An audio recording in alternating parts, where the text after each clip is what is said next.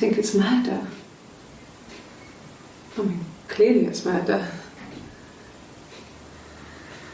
What can I do to help?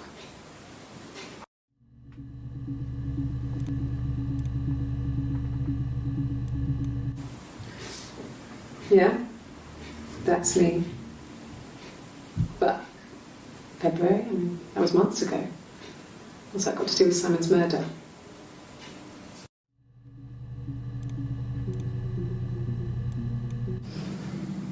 I didn't murder Simon. You've got it wrong. You've got the wrong person.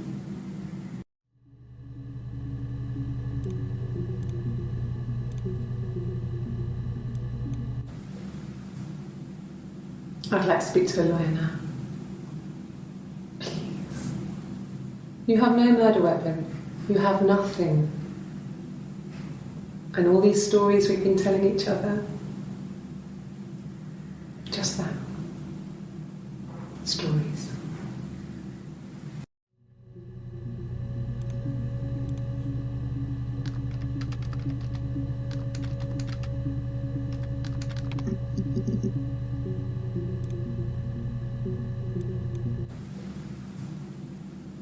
I'd like to speak to a lawyer now. Please. You have no murder weapon. You have nothing.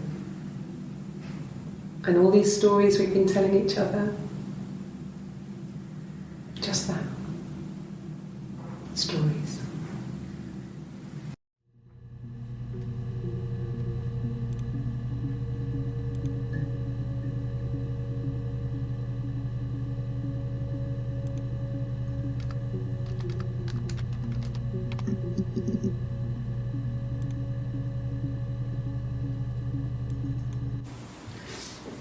Yeah, that's me. Well, I don't know. I probably had to pop out and get something, that's why I was speeding. And that wouldn't have been noted on my timesheet. But I really can't remember back to February.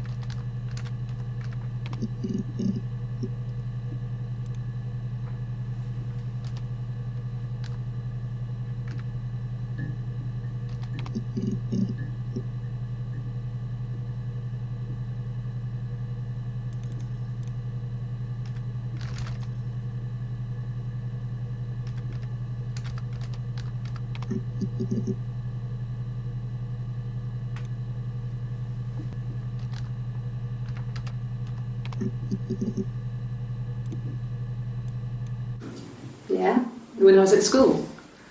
I worked part-time in the front shop. It was sort of an extended family thing. My dad used to work there, my mum worked there before I was born. I took care of paperwork, filing, typing out invoices, that kind of thing. It was a good job for a girl back then. I didn't work a till or anything, though. I was quite shy, so I wouldn't have liked to have worked a till.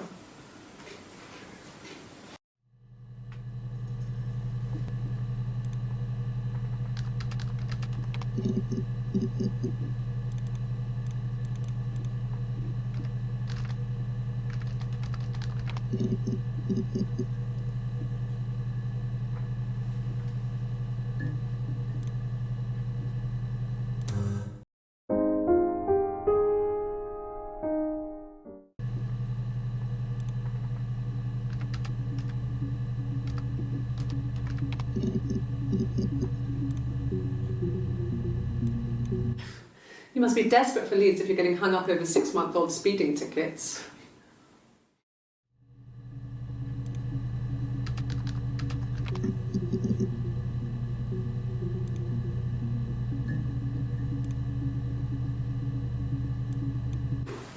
Well, I remember the ticket, of course. I paid it without telling Simon. Didn't want to get told off. And they put points on the licence.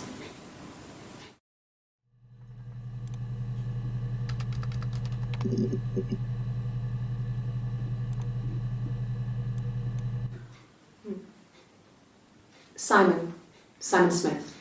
He works at Ernst Brothers Glass. They do windows, all kinds of glass. Simon does the more special work, mirror making, feature windows, artistic things, really beautiful things.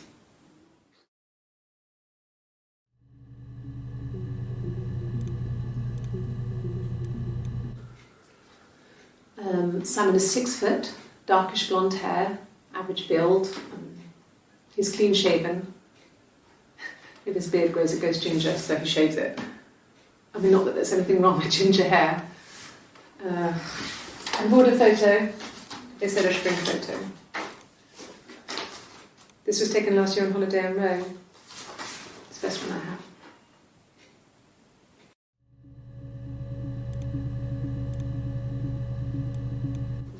It's the Rockington Arms, the Rock.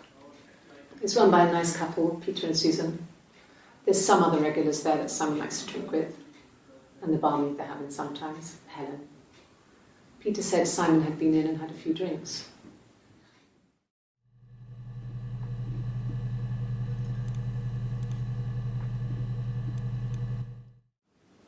Yes, there's an Amstrad one.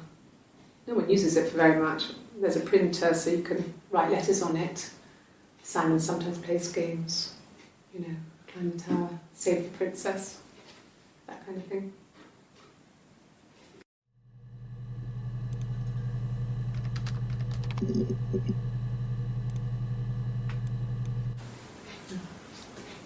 It's Rapunzel.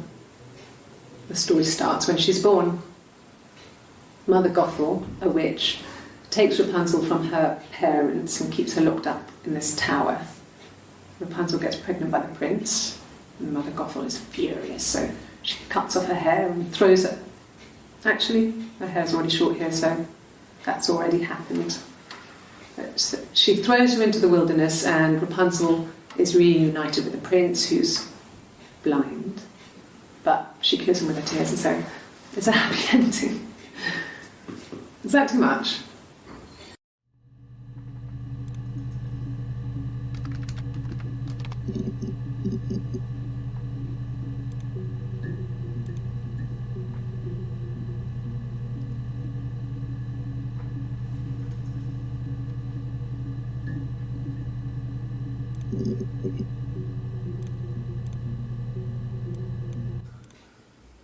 Simon isn't the type to run off or do anything crazy. Someone must have done something to him, or there must have been some kind of accident. So what do we do next?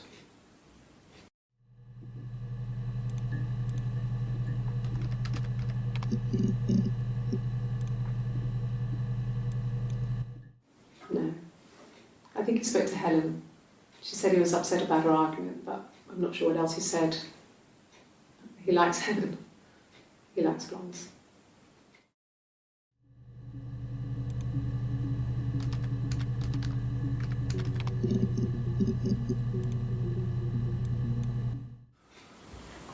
Sorry. The picture, the way it's drawn, just reminded me of the books we used to read as children. I read those fairy tales over and over, and they were so real to me. Rapunzel was my favourite. My brain is just full of it. Are any of these in colour?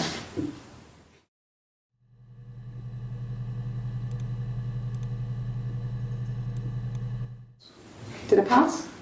Sorry, I messed it up with all that Rapunzel stuff. Do you need me to do that card again?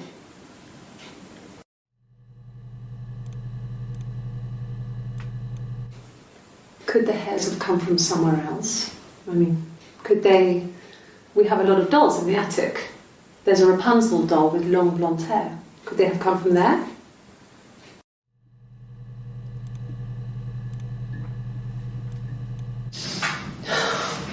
We were obsessed with fairy tales.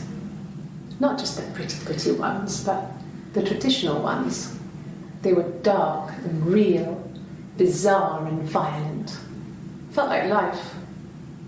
We had this huge old book that I think Mum must have bought from a library sale. The illustrations had thin tracing paper over them to protect them. They were in colour, shiny plates. At the front of the book was an index of illustrations. We read that more than the actual stories. We'd read aloud the captions and flip between the pictures. There was something intimate about peeling back the tracing paper, undressing the pictures. Rapunzel's hair is cut. The eagle plucks out his heart. The princess pricks her finger.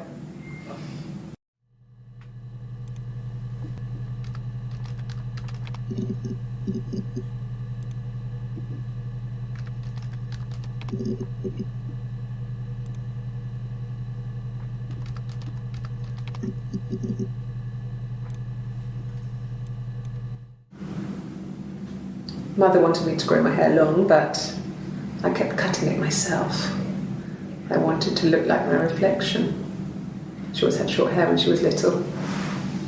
Mother would hide the scissors, but I would find a way. Cut it with a bread knife, something like that.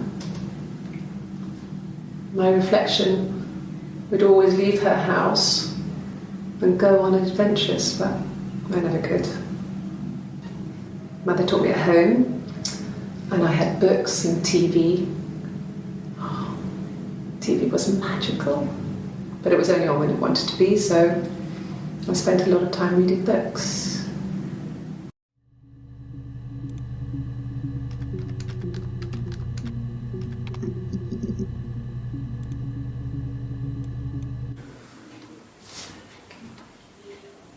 Well, she has a knife.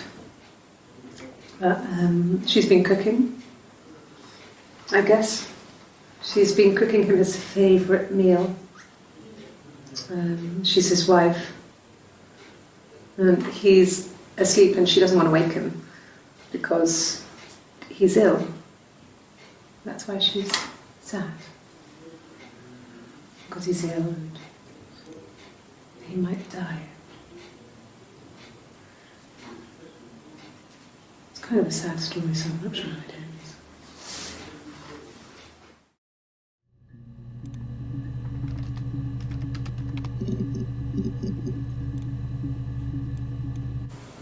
Okay. There's a girl and she's staring out of the window. She's sad. She's trapped. She's here.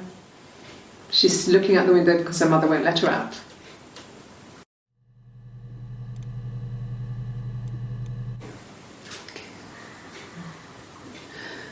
It was after dinner. I'd spoken to Sam's parents on the phone. I looked up for an early night and I suddenly had this thought. I think it was something his mum had said. She'd been speaking about old stuff, sad stuff, about when we lived there, about the baby. There's some boxes in the cellar, nursery stuff we never needed, and I never had the heart to throw out. And I suddenly remembered that when I'd looked down there the week before, those boxes, that pile was in the wrong place. I went cold all over. I went down there with a torch and went straight to the back, and that's when I saw the bin bags. Pulled them open, saw the body.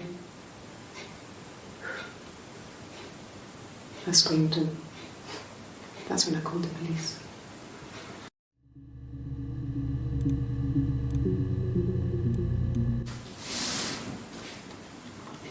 She's crying, I guess. She's sad because she thought she saw her husband with another woman. But it's okay, because she finds out it wasn't her husband, it was his brother. And so it's fine.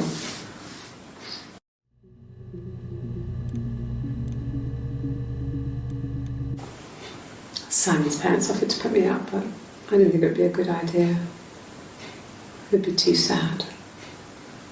Not right now. I'm staying at a friend's.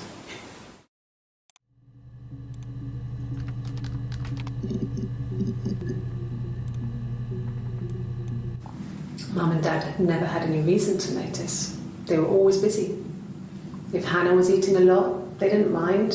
She didn't put on any weight. That girl has a healthy appetite. If they heard us talking in the attic, they just thought it was Hannah playing one of her games, and that Eve was our imaginary friend.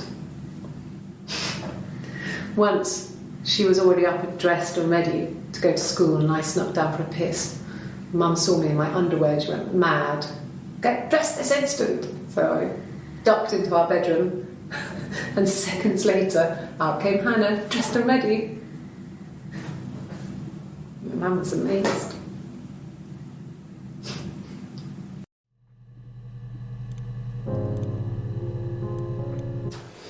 A police station?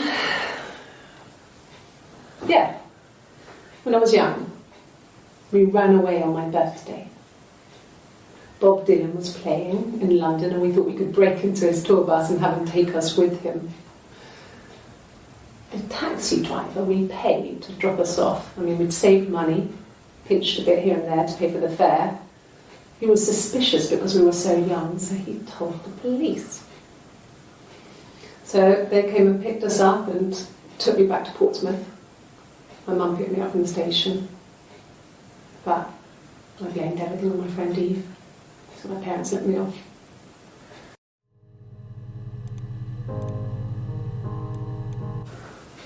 Well, my friend Eve. I mean, she was a friend from when I was a kid, and she was always more popular with the boys, and I used to hate her for it. I mean, really hate her sometimes.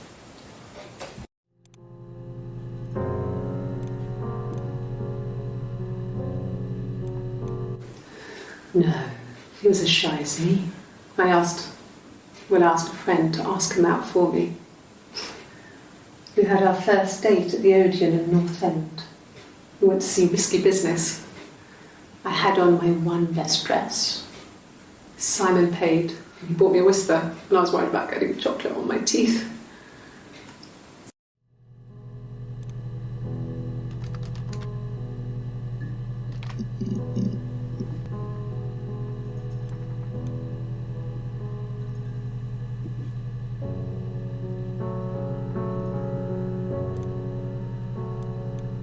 My name is Hannah. Hannah. It's a palindrome. It reads the same backwards as forwards. It doesn't work if you mirror it though, it's not quite symmetrical, but well, I mean, you get the idea. Sorry. Hannah Smith, I live at 31 Gladstone Street.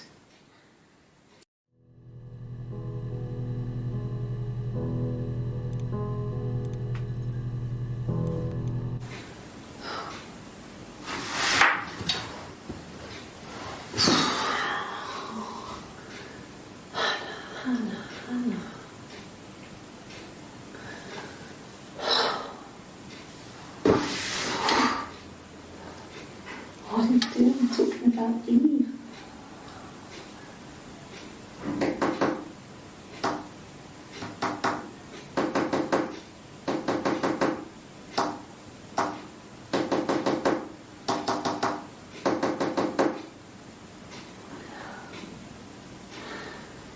Poor son.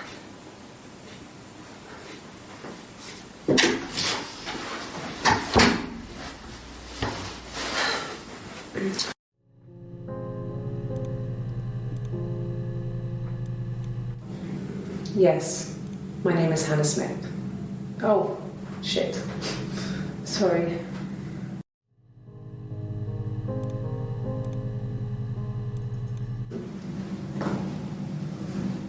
Across the road, where my parents first lived there, was a midwife called Florence. When Hannah was born, I was born at the same time. The midwife was there to help. I'd been throttled by the cord, probably wrapped around my neck by Hannah. The midwife told my mother I was dead. But I wasn't. She wrote all this stuff in a diary. Amazing what people will admit to on paper.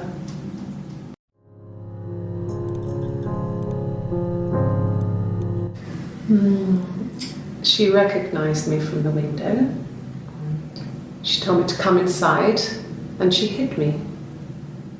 They had made the attic into a place where Hannah could play. There was a dollhouse. She hid me up there.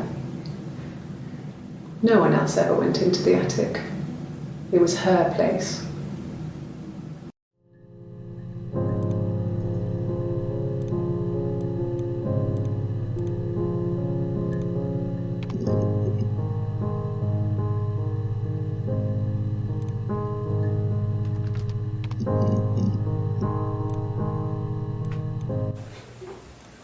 Yes. We'd fight. We fought on the beach once and I held Eve's head underwater. There was no one else around. It was at the far end of the beach and I held her head under and I kept it under. And for a moment, I just wanted to kill her and watch her drown. But that was it. It was just a moment. We made up afterwards. It was a love-hate relationship.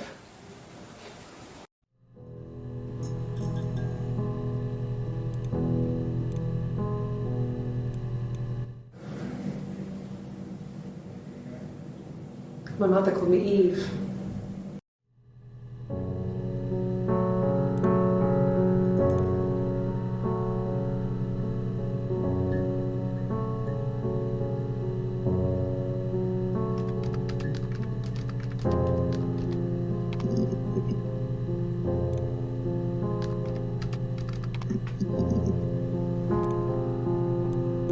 There was a conference, something to do with double glazing, in Oxford.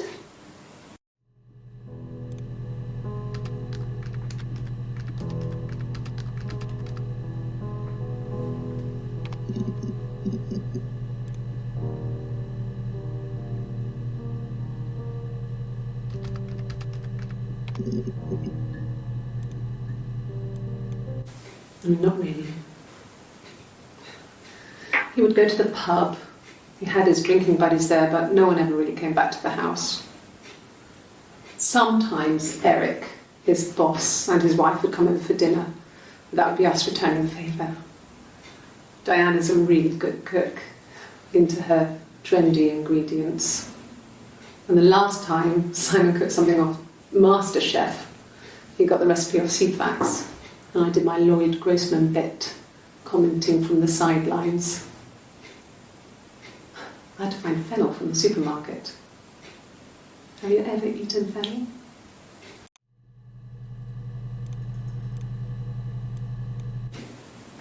Twins? Really? Are you really asking me that question?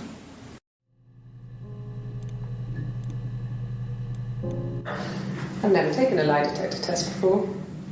Does it really work?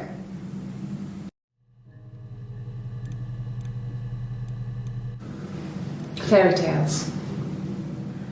Stories about lost princesses, evil witches, magical mirrors and lost children.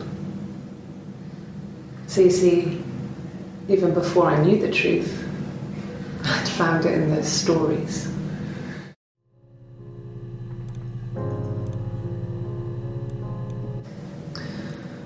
Florence was a warm, kind person. But she was broken, I guess. When I found her diary, I also found a biscuit tin with other stuff in it. Older papers, letters, that kind of thing. Her story wasn't there. I never really spoke to her about it. I was far too young to really understand, I guess. I just put it together later, once I was older. She had loved children, planned to have a large family, but her husband died in the war. And that was back when you married for life. She never felt like she could marry again. Isn't that strange? She was a widow from her 20s. But, I mean, I guess it was different then. You know, you married for life and she felt she could never marry again. I guess it was harder, a war widow. One of the dead. I don't know, maybe there was more to it than that. I don't really know.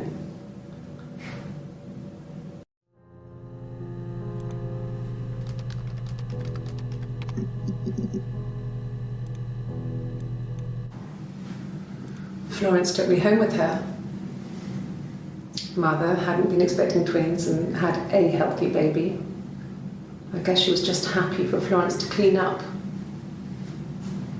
Take away the evidence that this was anything but a happy occasion.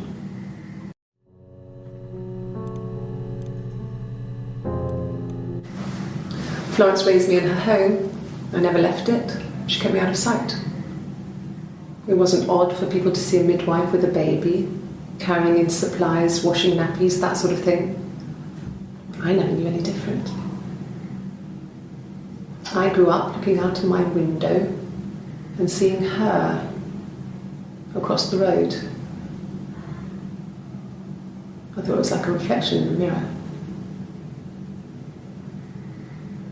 She was me.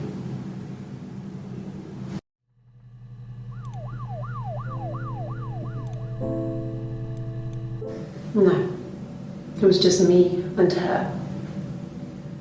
Eve was the name they were going to call their first child. They talked about it and were going to try when he came back. Florence's family had a history of firstborn girls, so they were convinced it was going to be a girl. It's hard to know if this is all true. These are stories I remember, that I read when I was a child. Maybe I misread, maybe I misunderstood. Sometimes it's hard to remember what happened last week.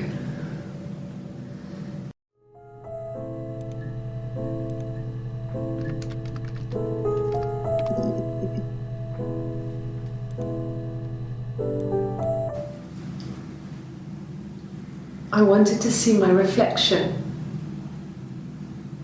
I thought that if I touched her, something would happen.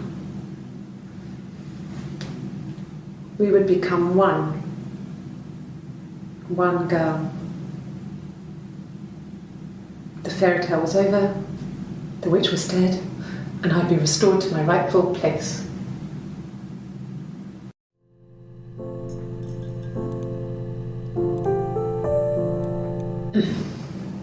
Yes. The first time we saw each other, it was strange. We both realised at the same moment, I think. We must have seen each other before, but there was this instant when we first realised it wasn't a reflection. The reflection was staring back. I think I was 5. It was my birthday. My reflection was wearing a party hat and waving. I knew what party hats were from books. And it suddenly occurred to me, today must be my birthday.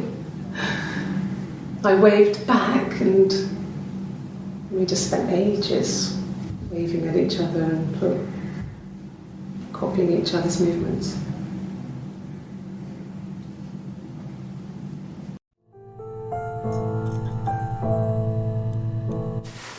Silverleaf? No. He normally silvers them properly. This mirror, it's supposed to look antique. The reflection isn't as good. It's the perfect mirror for someone who doesn't like to look at their own reflection.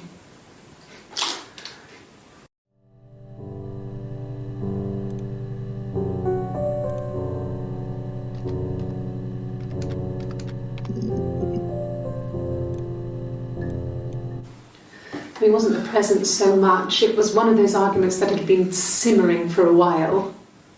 The present was a mirror, a nice mirror. He'd engraved the glass, the kind of mirror a princess would have in a story. He made it specially for me.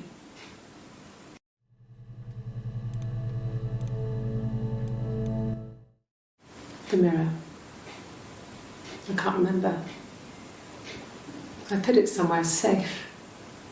Upstairs, I think. I haven't looked at it since.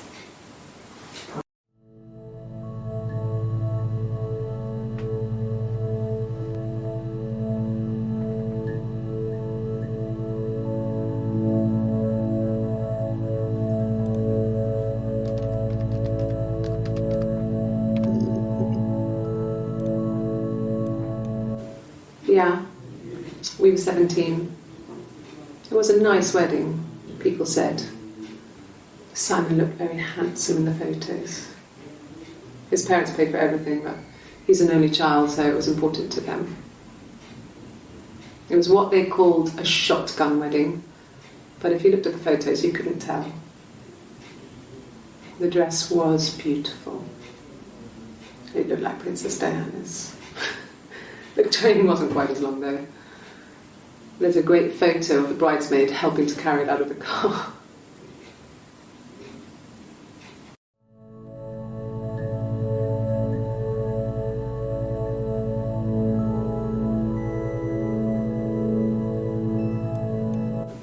Yeah, we were 17. It was a nice wedding, people said. Simon looked very handsome in the photos. His parents paid for everything, but he's an only child, so it was important to them. It was what they called a shotgun wedding, but if you looked at the photos, you couldn't tell. The dress was beautiful. It looked like Princess Diana's. The train wasn't quite as long, though. There's a great photo of the bridesmaid helping to carry it out of the car.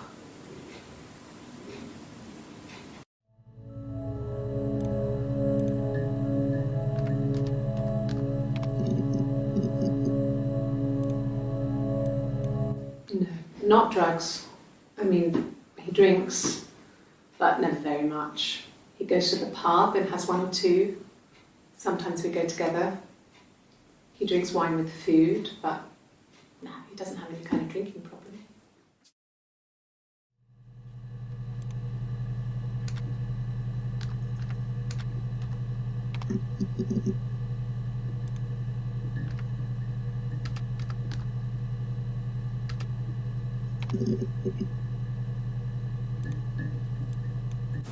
Yes. It was a shock to him. I mean, we never thought it was possible. I don't know what I hadn't decided whether to keep the baby. I wasn't really ready to talk to him about it.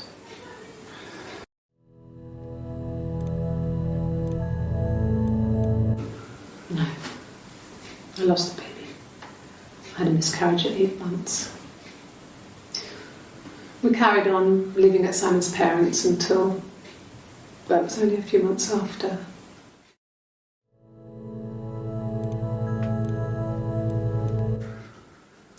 We couldn't afford our own place. Simon dropped out of school, went full-time at the Glaziers. That was Eric's generosity. We moved in with his mum and dad. They had a spare room for us and the baby, if it came. It was a nice change, time to myself, living there for those months, full of hope.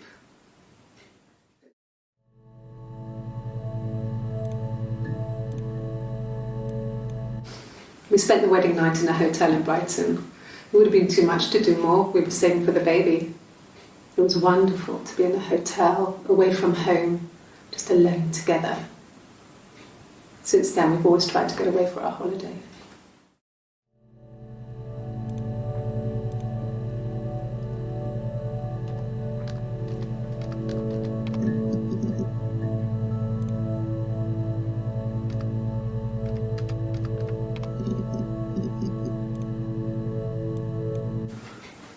I guess you could call it that, but we were both happy to get married. It was a beautiful wedding. We had our first dance to Come Back and Stay. I'm not sure if that's a good wedding song, but I loved it. I chose it. I mean, it was genuinely our first dance. We'd never danced together before. It was probably awful to watch, but I enjoyed it. It felt like it was just me and Simon for that moment. Just the two of us.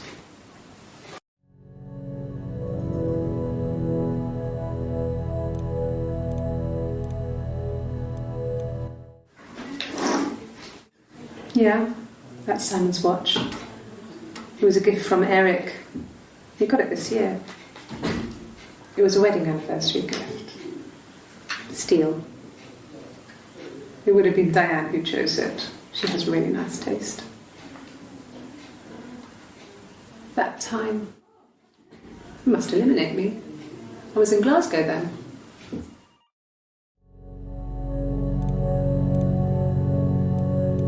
No. The parents decided there would be a wedding. And after the wedding, Hannah moved in with his parents. There was no way I could follow. So we were separated again. I stayed in the attic. It was hard. It's like I suddenly didn't exist. I would sneak out, but in case anyone recognised me, I started wearing a wig. Hannah and I would meet up in the park. I was trying to get pregnant. But I couldn't. I mean, I couldn't do it with anyone we knew, so it was sex with strangers, drunk guys I'd met in clubs, parks and alleyways. I was 17. It felt like I was being punished. But it was Hannah who had betrayed us. I had to stop when one of the guys gave me an STD.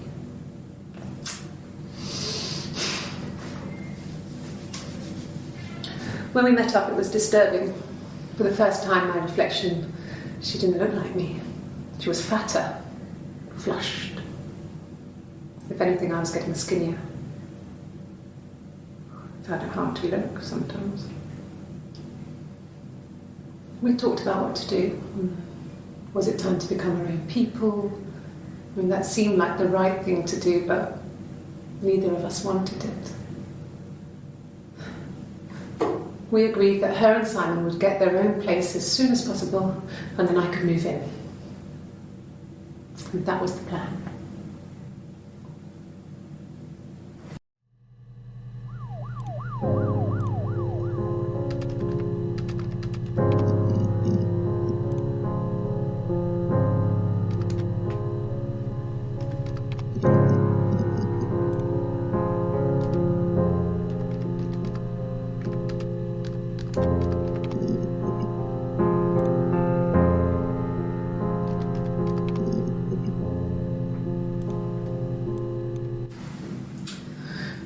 I was living in the attic.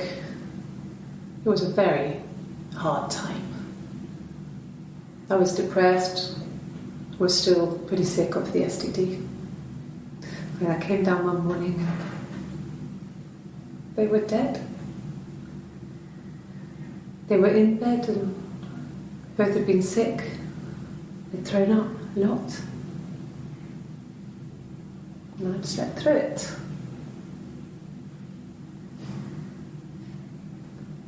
The police said it was the mushrooms they ate. Dad was a mushroom expert. I mean, he used to take us picking with him and he taught us how to recognise them. And there's no way he would have picked death caps.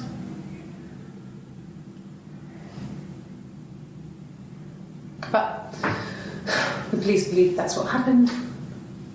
They never even looked in the attic.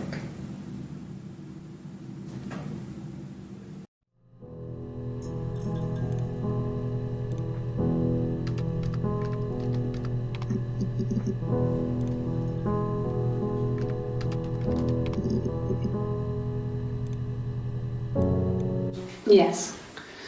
I inherited it from my parents, so it made sense to move back. Me and Simon.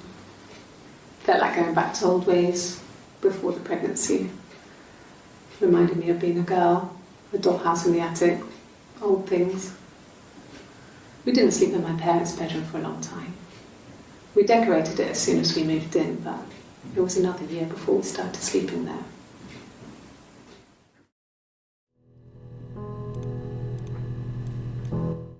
Yes, I read a lot as a child and watched lots of TV. Then the doll's house we still have in the attic.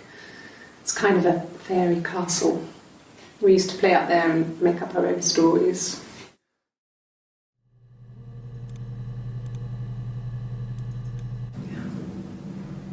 I'm not sure where the dollhouse came from. I don't know if it was given to them or they inherited it. I mean, they wouldn't have had the money to buy it. It was so huge. It must have been taken up to the attic in parts and then reassembled up there. It's a beautiful thing. Wallpaper to scale, little furniture, the lights work, mirrors, beds, big duvets and pillows. We spent hours and hours playing in it, invented all these characters and families who lived there. We wrote paperwork for them all, passports, diaries, and gave them all really elaborate stories. Once, a moth got trapped in there. We'd left a light on. It was making the most horrendous noise. We tried to kill it, but it was tough. We ended up crushing it under a copy of the Arabian Nights.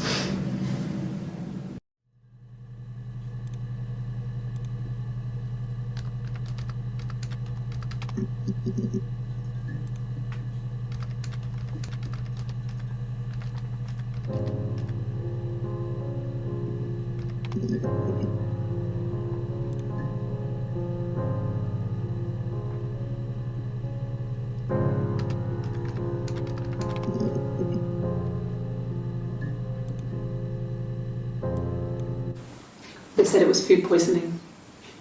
There was something in the food they ate. My dad liked to pick mushrooms, grow them too. They said it was the mushrooms. It was hard to believe. Death caps. They have a skirt around the cap. My dad taught me that. But, I mean, the police had no reason to think it was suspicious. They lived alone. And no one had any reason to hurt them.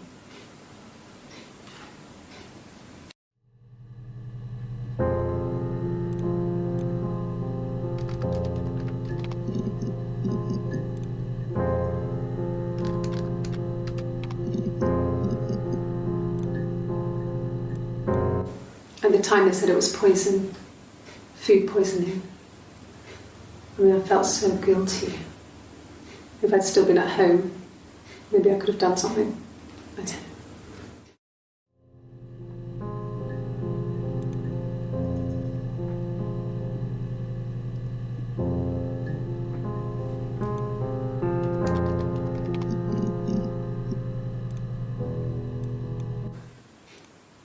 No. The whole thing was wrong.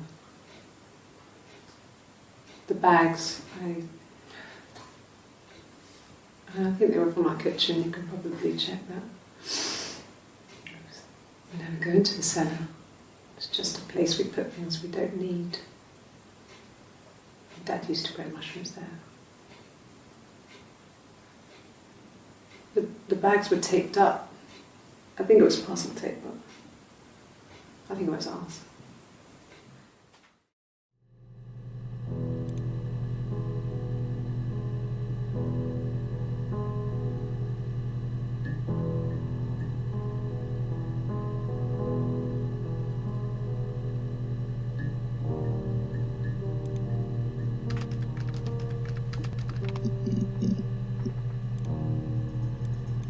No, I was 15, Carl was older, 17 I think. I was really into him, regardless of how he actually behaved. Lots of drunken teenage sex. We did it in a church once. It's stupid. So he got tired of us and we split up after about 6 months. It was sad, but those early experiences, they help you realise who's really important to you, you know? Family.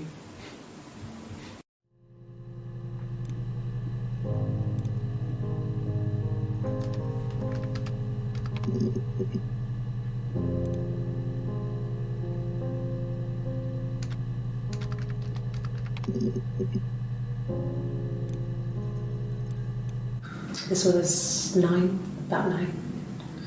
I went round and she was waiting for me.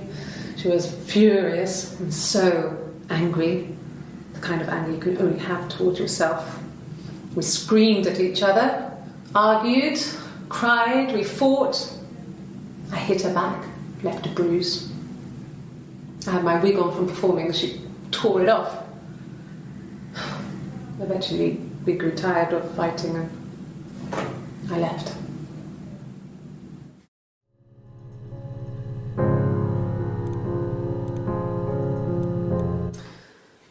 This other person doesn't exist. I don't know what the blonde wig is, but it could be anything. Have you looked at the cat flap?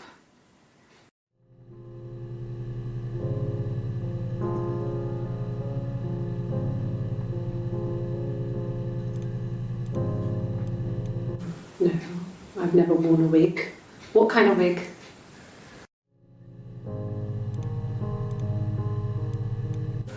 A wig? You mean... And what type of wig?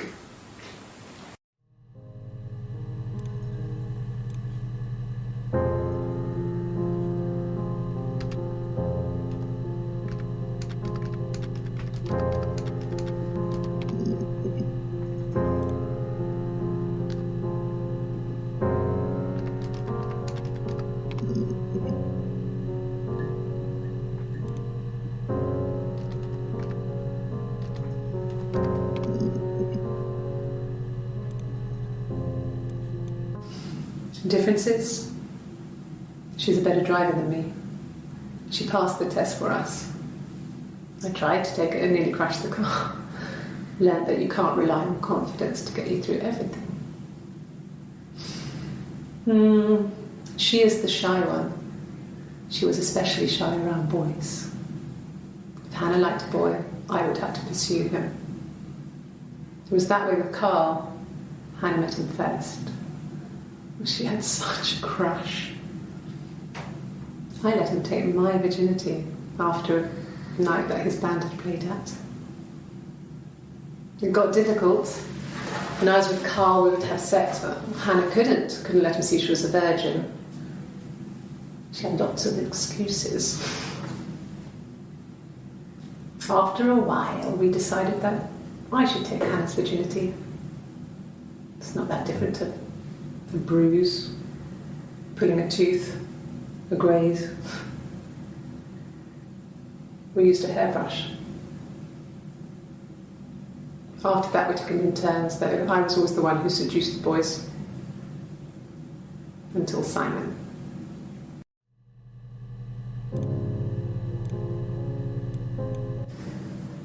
If one of us got hurt, the other one would have to be hurt too. A grazed knee, a bruise. When I lost my tooth first, we had to pull out Hannah's to match. Once, I slept with a boy who was seeing another girl. The girlfriend came up to Hannah the next day and punched her in the face, gave her a huge black eye. That night,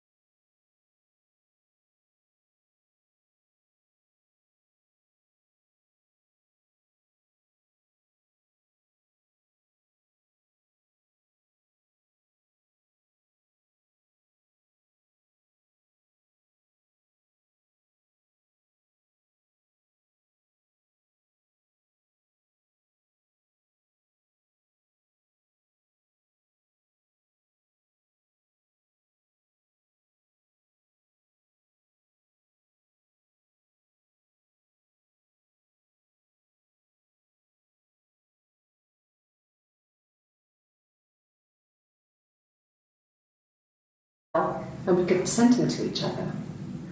Mum found some of the notes once and she thought I was just writing to myself because our handwriting was identical.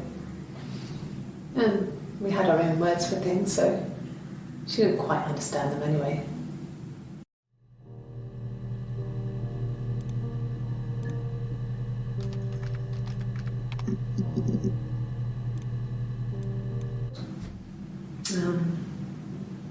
When I was 8, Mother died.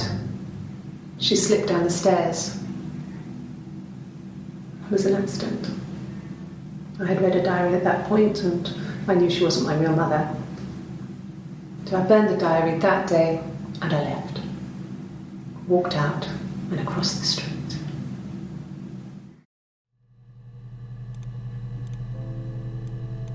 No, he doesn't keep a diary. That's my thing. I've kept one, well, as long as I can remember, since I was a girl. It helps make sense of my day. And when you're forced to put something into words, it just gives you perspective. Everyone's on the same page.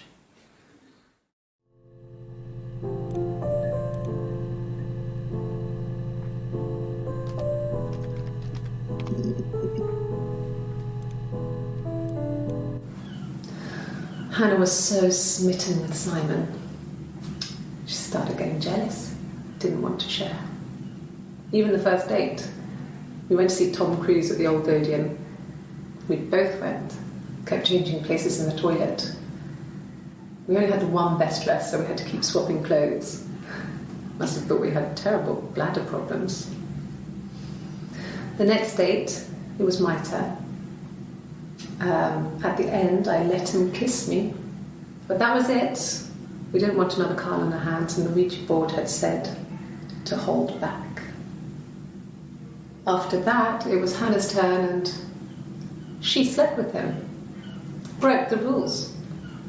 Deliberately broke the rules. She wanted to be the first to sleep with him. I mean, that's when she got pregnant. From that one time.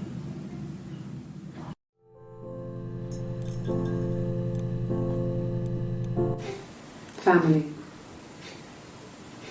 So, Carl fucked off, and then there were other boys here and there, and then Simon.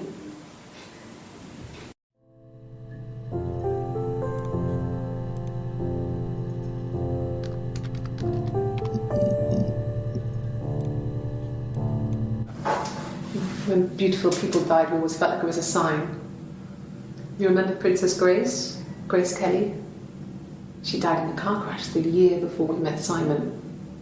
We used a Ouija board to speak to her, and that gave us the power to find him. That's what we thought then. That people who died tragically leave some kind of magic behind. We used to share dreams. We used to wake up and write them down in our diaries immediately and compare them.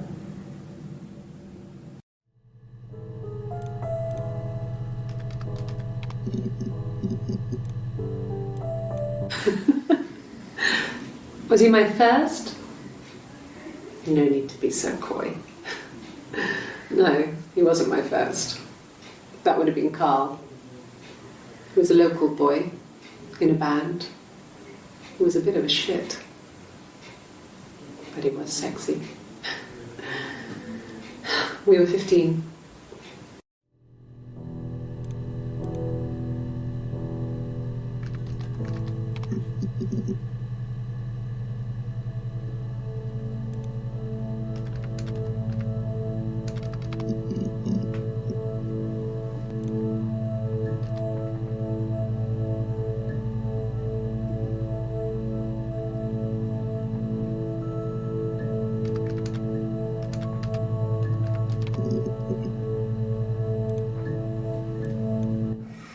Simon and Eric arguing?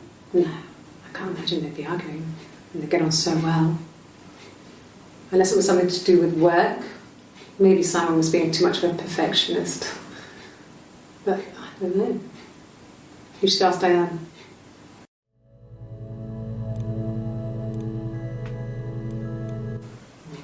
Diane is really nice. She helps out with the glaziers, organises the Christmas party, that sort of thing. They have 2 kids. Really sweet kids. She used to look out for me when I worked there.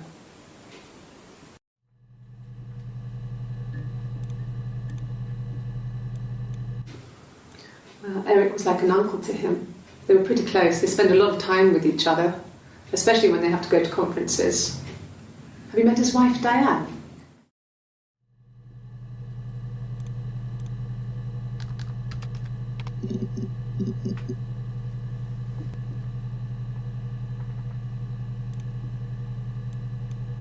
Yes, that would be in his wallet. It's a Visa, a silver one. He doesn't like to spend money he doesn't have, so he usually pays with cash, but Eric convinced him to get one.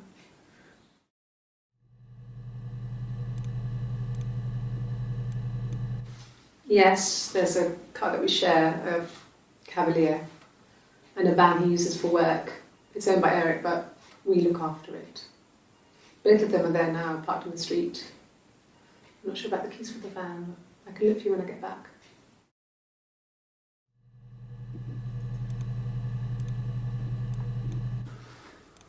So, it was Friday evening. We had an argument. He left. On Saturday, he didn't come back. I waited all day. He was supposed to go help Eric out with something on the Saturday afternoon. They had a job, but he didn't show. So Eric was ringing on the phone.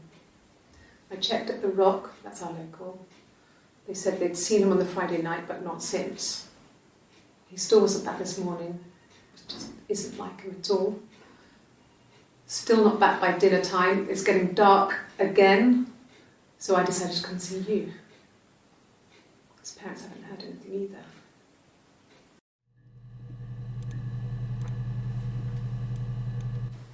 He was wearing a shirt, with a blue turtleneck shirt and jeans. He has a watch. It's a really nice one. That was a gift from his boss, Eric. He had his coat, a long grey duffel coat, like Paddington Bear. He would have taken that with him. It's not in the house.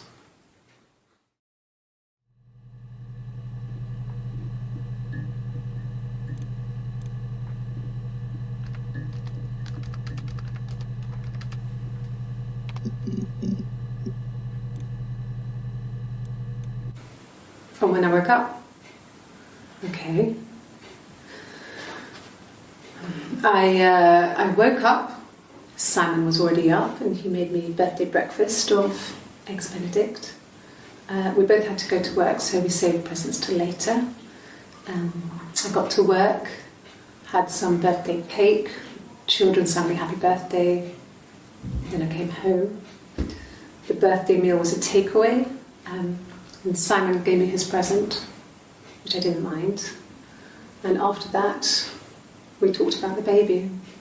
It turned into a big argument. Simon left. I was furious. I wanted to get as far away as I could and get some space to think. So I left.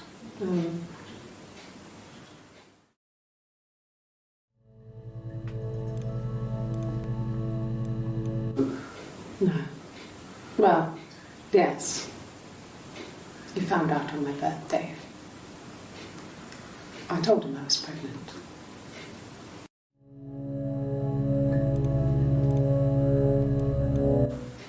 It was my birthday, like you said. We were going to have a meal at home. We had our meal. He gave me his present. I guess I didn't like the present. Yes, that's my birthday. Not one of the big ones, but I guess you can see that.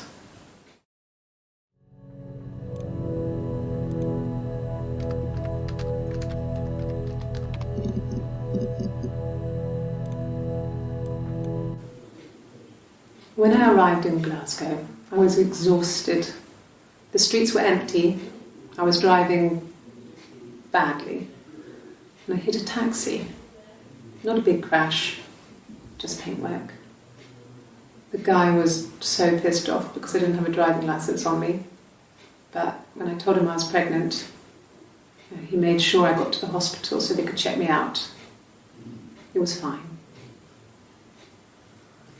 The hospital must have details when I was looked at.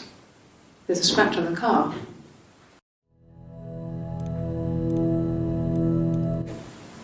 Yes, I'm fine. I won't be sick again. This happens some days. I'm pregnant. It's morning sickness.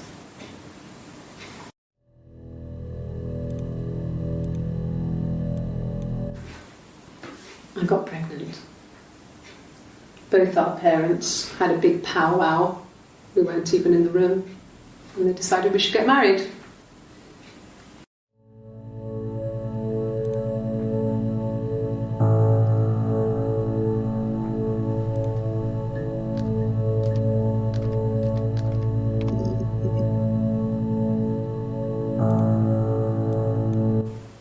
Okay. I parked up on the street. It was busy, so I had to park down the end of the road. Walked up, knocked on the door, no answer. I took my keys out of my bag and unlocked the door. The main lock was unlocked. You can tell because the key doesn't turn when you try to turn it to the left. I walked in. Simon's coat wasn't on the peg. I couldn't see his shoes in the shoe rack. I shouted out. I walked straight into the kitchen because he usually sits in there to have a cup of tea and read his paper, but he wasn't there. I touched the kettle. It was cold. I looked quickly in the living room. Nothing. So I walked upstairs to the bedroom and he wasn't there. I didn't search for him because it was pretty clear he wasn't there. I had a shower. The phone rang whilst I was in the shower. I didn't answer it. I think it was Eric. Then I was just exhausted. So I lay down on the bed and I fell asleep, though I didn't mean to. I woke up a couple of hours later and I was surprised to see no one in the bed next to me. And then I remembered where I was and what had happened.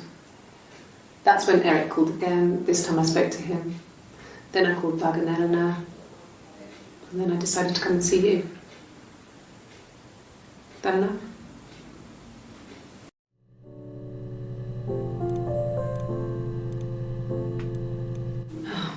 Okay. I parked up on the street. It was busy, so I parked down the end of the road. I walked up to the house. I knocked on the door. No answer. I took my keys out of my bag, unlocked the door. The main lock was unlocked. I could tell because the key wouldn't turn when I tried to turn it to the left. I walked in. Simon's coat wasn't on the peg. I couldn't see his shoes on the shoe rack. I shouted out for him. I walked straight into the kitchen. He usually sits in there to have a cup of tea and read his paper. He wasn't there. I touched the kettle. It was cold. I looked quickly into the living room. Nothing. I walked upstairs to the bedroom. He wasn't there. I didn't search for him because it was pretty clear he wasn't there. Then I had a shower. Whilst I was in the shower, the phone rang. I think it was Eric, his boss. I didn't answer it. Then I came out and I was just exhausted. So I lay down on the bed and I fell asleep, but I didn't mean to. I woke up a couple of hours later and I was surprised to see no one in the bed next to me. And then I remembered where I was and what had happened. That's when Eric called again. I spoke to him. Then I called Simon's parents. And then I decided to come and see you. That enough?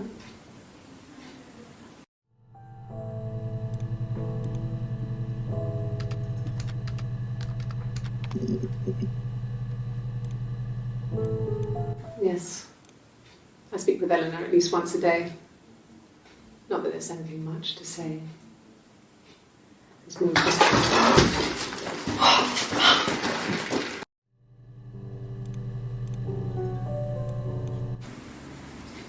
1984 was an awful year in the end. We were living at Doug and Eleanor's. I lost the baby at the end of spring and my parents died in the summer. It was a hot summer, a heat wave. So when they discovered the bodies, it was just awful. Because of the circumstances, them dying together like that, they brought in a lot of police. A forensic entomologist. I had to look that up. It was because of the heat. It was just awful.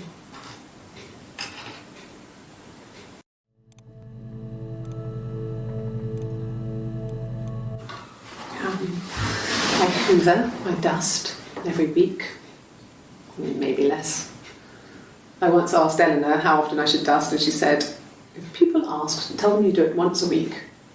But every few weeks is okay. I think she was just trying to make me feel better. I mean, when I was there, she was hoovering every day. Ran an ordered house. You know how that generation is, putting on a brave front. She has secret stashes of cigarettes Doug doesn't even know she smokes. When I was there, I saw her. She has these sort of porcelain vases, ornamental, next to the Reader's Digest books. Cigarettes inside. And she still has them. I mean, last time I was there, I looked in a vase. There was a fresh pack. I mean, all those years of marriage, and she still has a secret like that.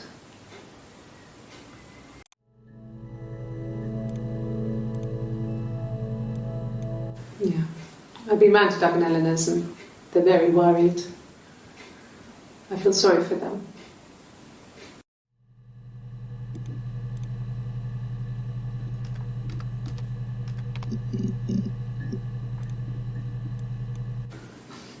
I got a job to contribute, you know.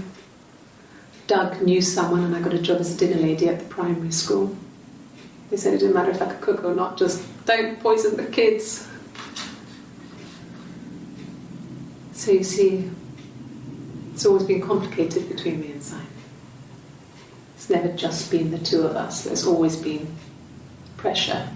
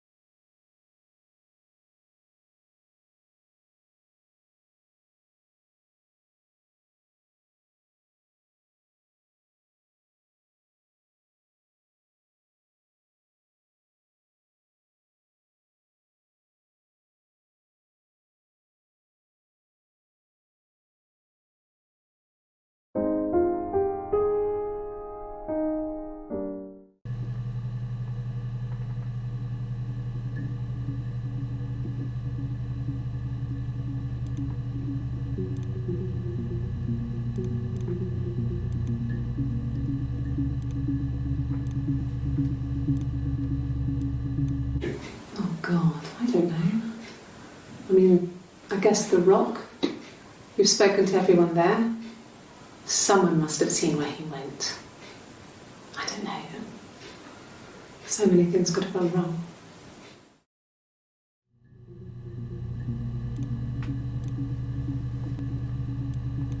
No, no one has been in the last few weeks. We had a plumber come in 3-4 weeks ago.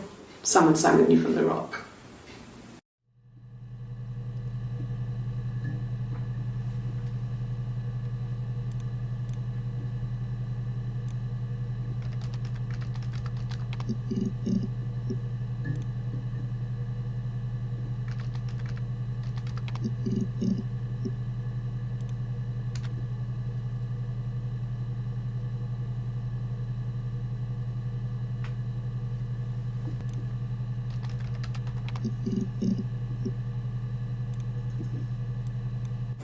It happened very quickly. We hardly had to talk to each other. We agreed almost silently. The baby was what mattered. We'd help each other. We cleaned up. We bagged up the broken mirror, her clothes. They're gone. We took him down to the cellar. We had an alibi, and we wanted the body to be found later. We wanted to have suspicion on us so we could then disprove it rather than have it linger. Better to keep the body in the house than risk being seen with it. The watch, that was my touch to make sure the alibi stuck.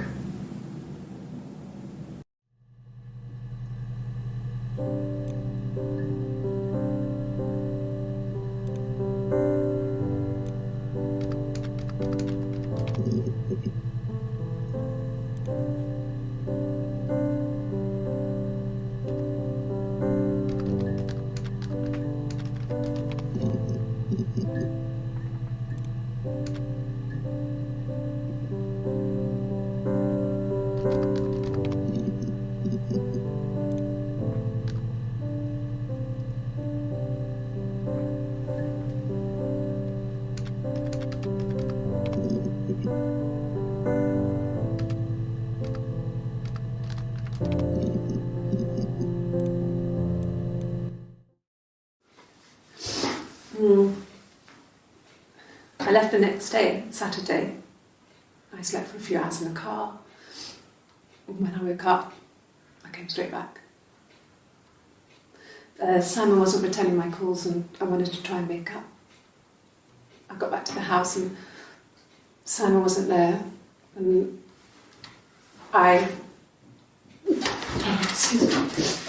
Is there a bin?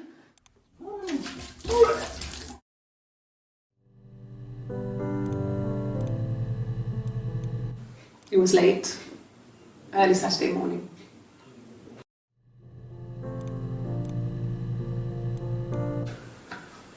A week or so ago. It would have been the Saturday before my birthday. You know, I get like that on the weekends, have a lie-in, then want to get up and blitz the house.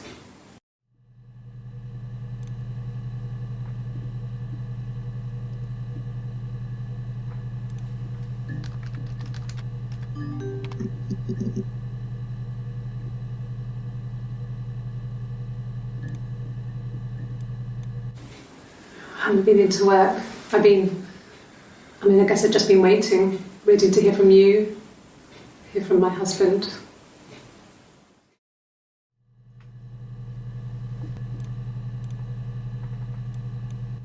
No. I'm not sure what strange would be, but he hasn't been acting odd. He's been busy at work, but nothing too stressful.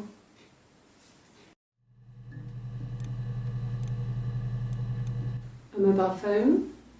Yeah. Well, they have one for the Glaziers, but it's only for work. I can't remember the number.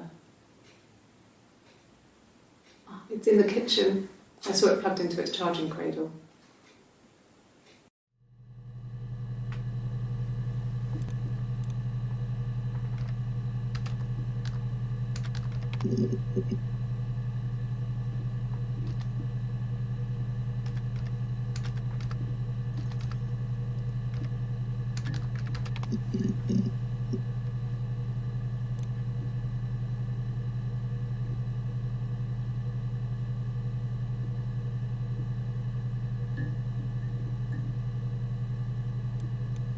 Yes.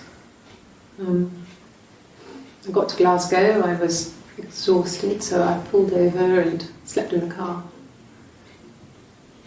I woke up because a rubbish truck went past. I got some petrol, bought a coffee and a pastry, tried calling someone from the payphone, and then headed back.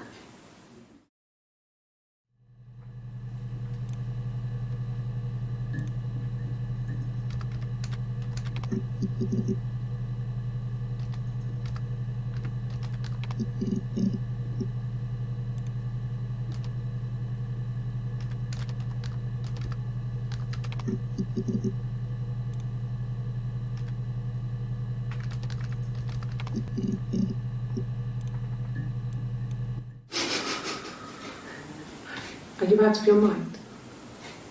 Twins?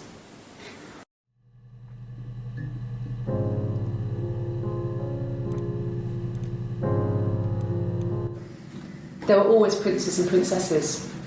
They were the special people, more important than the other characters in their stories. We knew we were like that. Twins. Magical.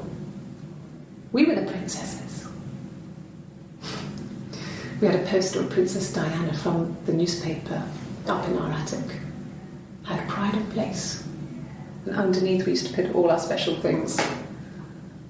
When her engagement was announced, we were obsessed with everything she did. And later, when her life went so bad, we felt for her. Her divorce last year just kind of drew a line under things.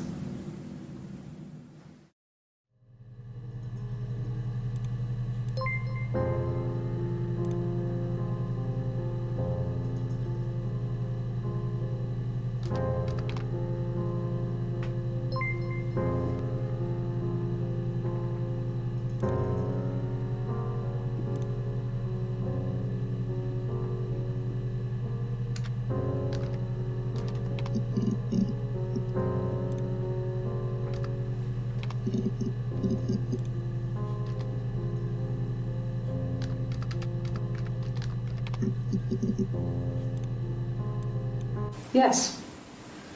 Yeah, it's my guitar.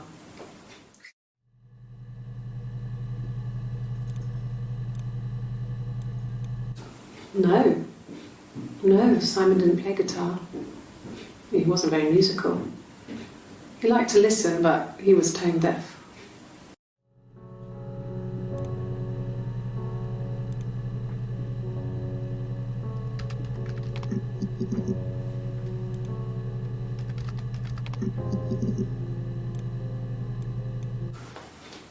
But on his clothes, that would make sense. He made it by hand. I mean, he brushes the silver onto the glass. It's not how they make mirrors these days. I mean, he made the mirror and he gave it to me.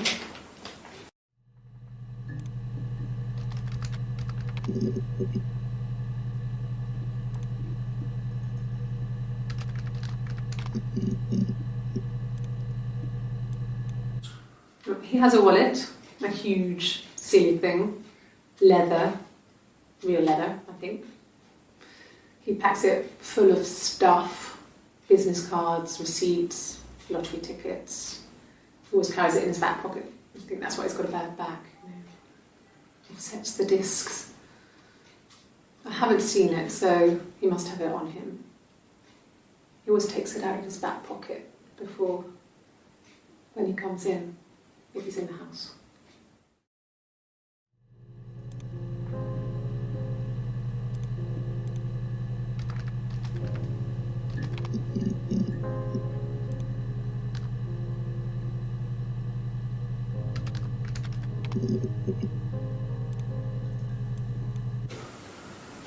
I wasn't in the house all of Friday night.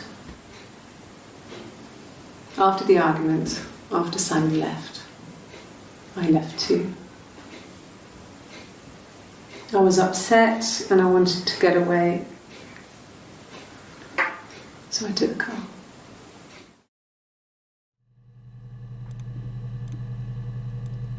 I got in the car and I drove.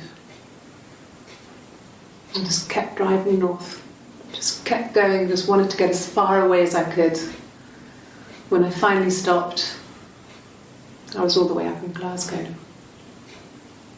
I was so tired. I just had to sleep.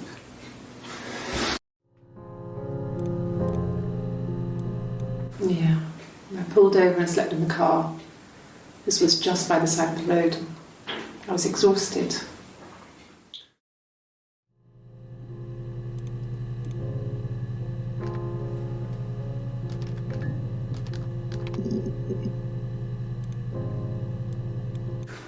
No, I don't think so.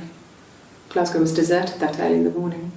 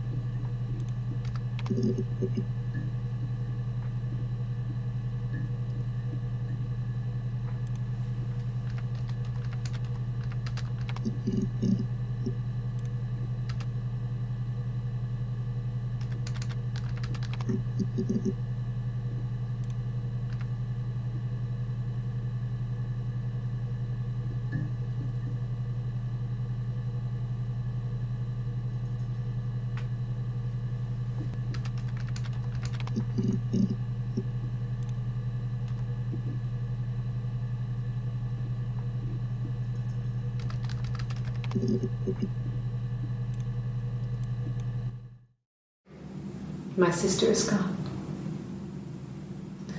And she's never coming back.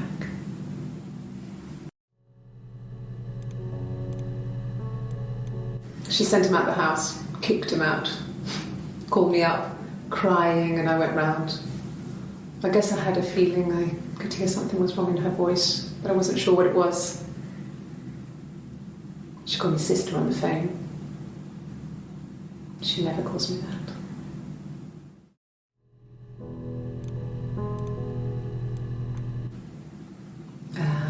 When she went home, Simon had a birthday tea waiting. Afterwards, she told Simon about me, told him I was pregnant.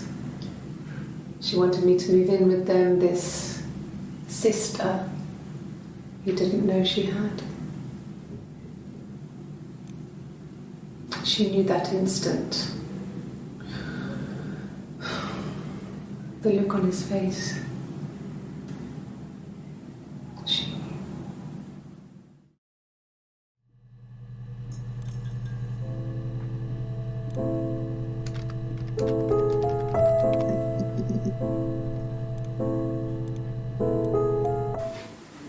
Simon was very moral about that sort of thing. He wouldn't just walk out there and sleep with anyone. He wasn't that kind of guy. He took his marriage very seriously.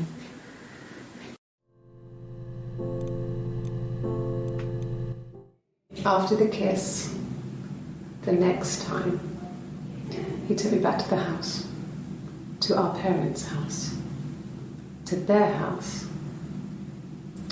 So, it was definitely him.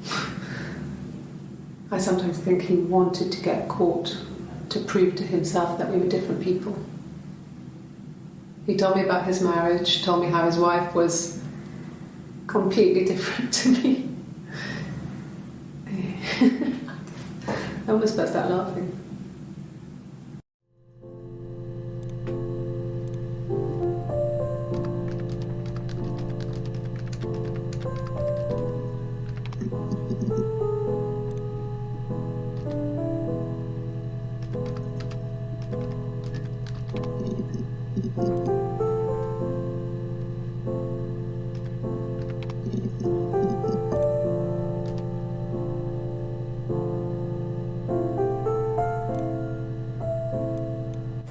It happened very quickly.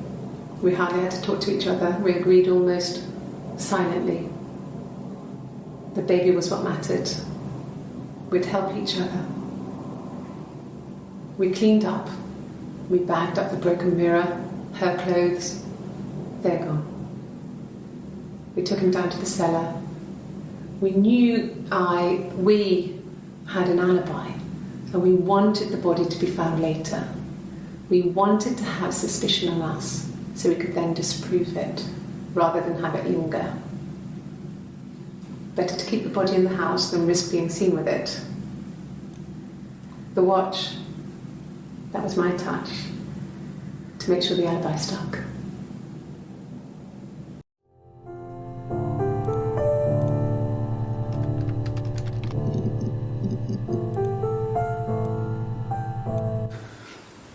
Well, fine, considering. I got back into the house today, and that was weird, knowing your people had been there through my things. It's like I'd been burgled. I mean, worse, obviously. I don't know. I haven't looked in the cellar yet. They sent a cleaner in. As good as new, he said. But they had to throw some stuff out. Couldn't get the blood out. And I'm still waiting to hear from the coroner so we can get a date set for the funeral. It's going to be a cremation. So,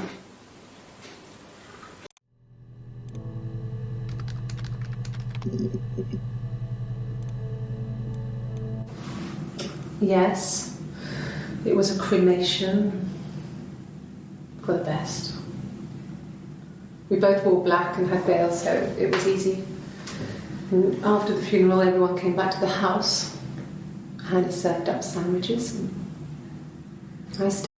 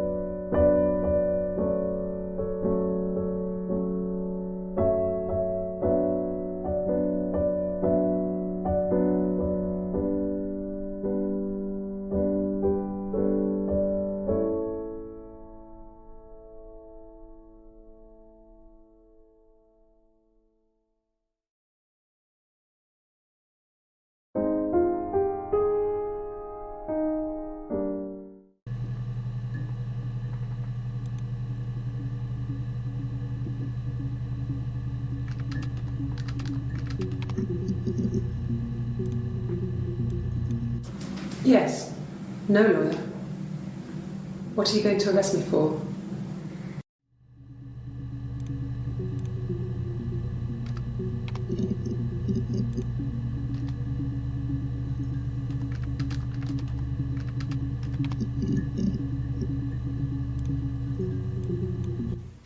What did your wife do?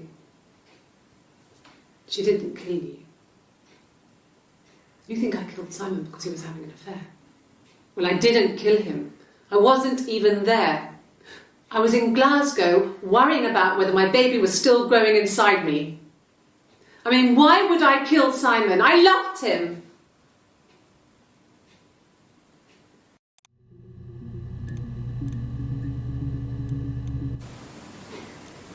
You're reaching here. And I don't know why. No, I've never cheated on anyone. I've never taken anything from anyone. Simon is dead. But I have my baby to care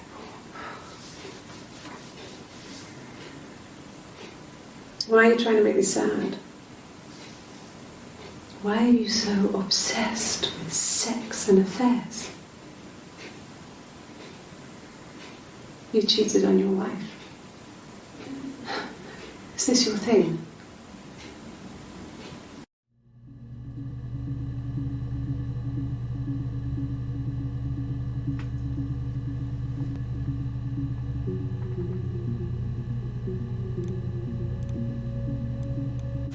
God, I don't know. Could be anyone. Maybe someone followed him back from the pub. But why would he let them in? Doesn't make sense.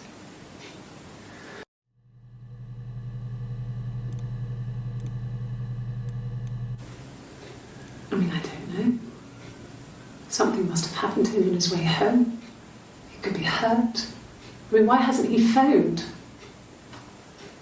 I don't know.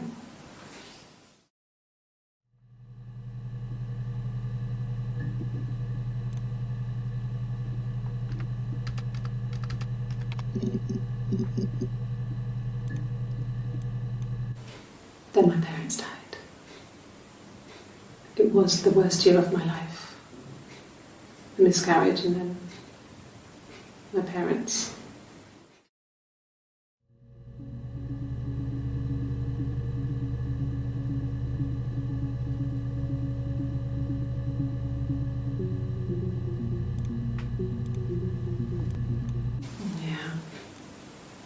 They'd gone to bed feeling ill, thinking it was flu or something. The neighbour called me, I had to use my key to let them in. We found them dead in their bed. And they'd been there for days. No one had noticed. Just awful. It was so soon after my miscarriage. The worst year of my life. I'd been so happy to get married, and after that it was just like, fuck.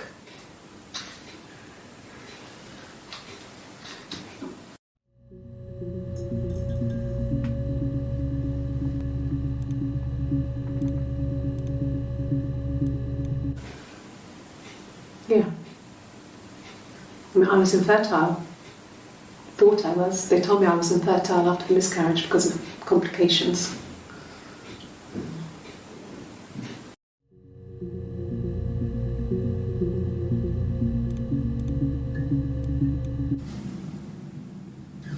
Hannah had a miscarriage. This was late in the pregnancy and it left her infertile. Felt like the universe had corrected its course. We were aligned again. But Hannah and Simon were still living with his parents. They were married. Simon had a job at the Glaziers now. Eric had given him a full-time position after he left school. And then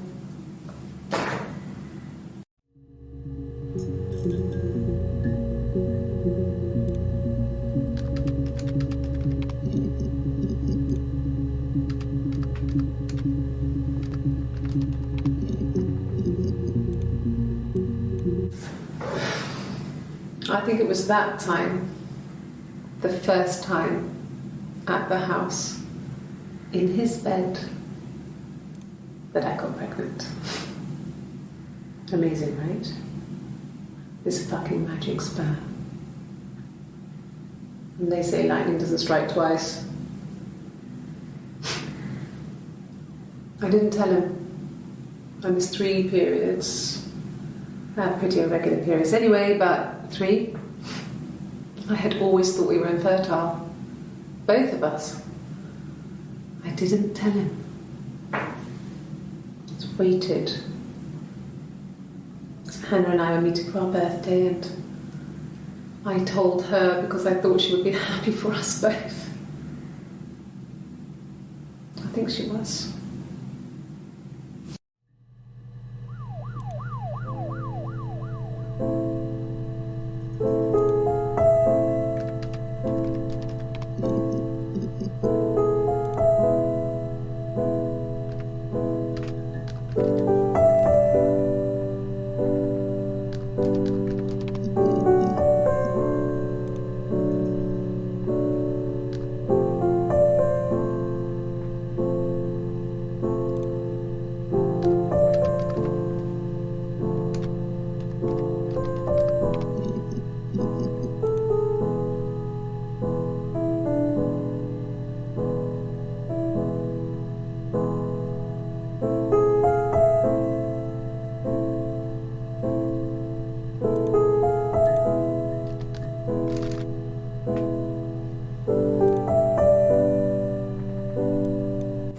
It happened very quickly.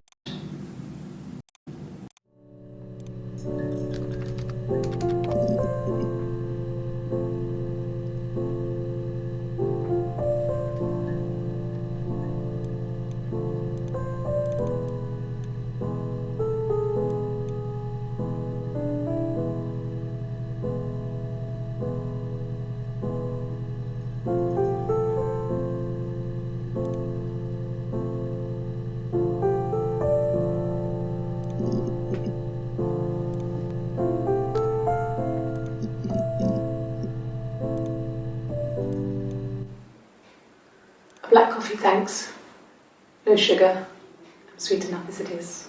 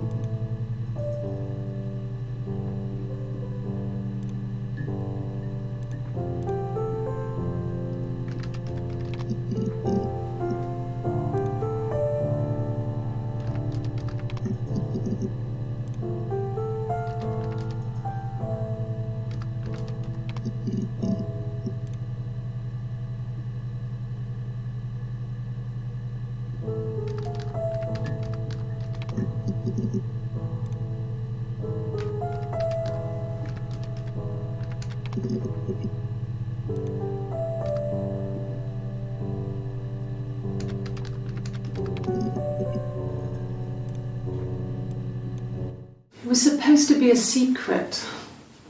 Just because Simon is dead doesn't mean I have to give up all his secrets. It doesn't have anything to do with what happened to Simon. No one murdered my husband because he cheated his expenses for a romantic weekend in Oxford.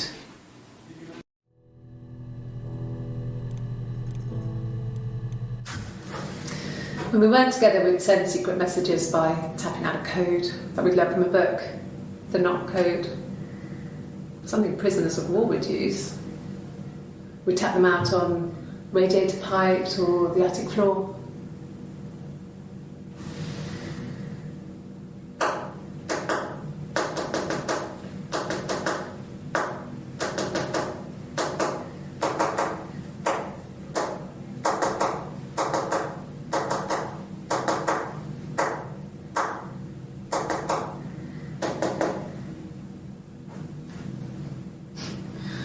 Dad thought we had money. find any. Bought a cat anyway.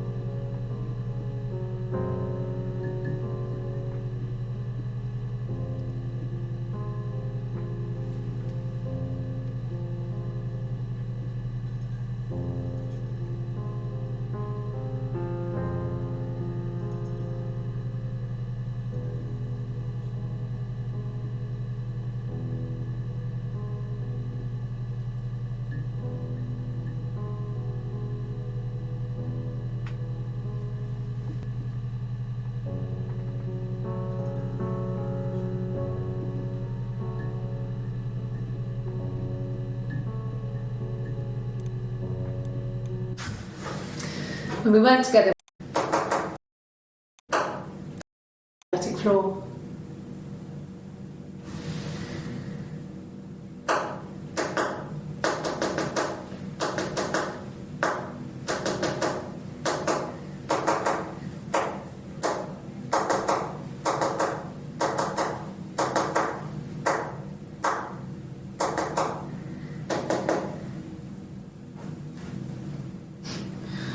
Dad thought we had mice, but we couldn't find any.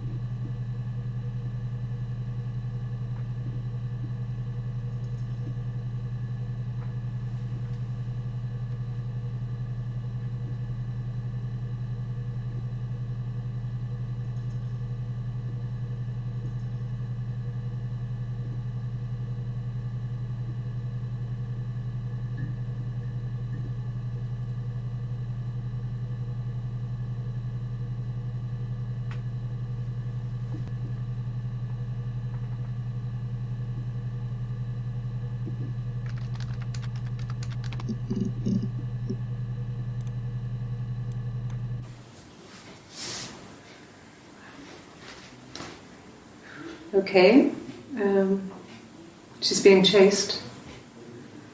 They're trying to catch her because she did something bad.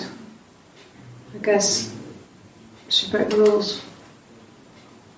Or maybe they think she did something bad. Maybe it wasn't her fault. She looks scared, not guilty. Maybe it was mistaken identity.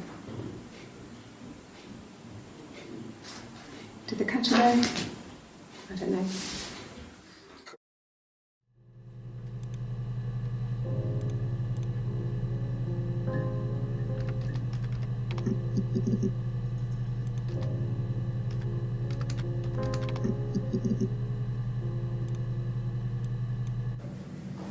Just became our way of life. We would swap places and take it in turns to do things. And we were very careful. Whoever had been out that day would come back and write a detailed diary so that we were on the same page. We had a list of rules that said what we could and couldn't do in any given situation. It was exhaustive. We lived a second life through those rules. Rules for things that could only ever happen inside our imaginations. We would consider all the permutations of future events and agree rules to walk our way through them.